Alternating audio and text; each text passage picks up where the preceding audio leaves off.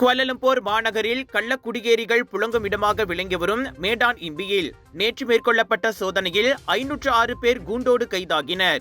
அவர்களில் 58 பேர் பெண்களாவர் என குடிநுழைவுத்துறையின் தலைமை இயக்குனர் டத்தோ ஜக்காரியா ஷபான் கூறினார். மொத்தமாக 895 பேரிடம் பரிசோதனை நடத்தியதில் அந்த 506 பேர் பல்வேறு குடிநுழைவு குற்றங்களுக்காக கைதாகினர். அவர்களில் பெரும்பாலோர் வங்காளதேசிகள், நேபாளிகள், இந்தோனேசியர்கள், இந்திய நாட்டவர்கள் மற்றும் இலங்கையை சேர்ந்தவர்கள் ஆவர். 4 மாடிகளை கொண்ட 6 கட்டட தொகுதிகளில் சோதனை நடத்தப்பட்டது. தப்பியோடும் முயற்சியில் ஏராளமான கள்ள குடியேறிகள் கூரைகளுக்கு அடியில் ஒளிந்து கொண்டனர்.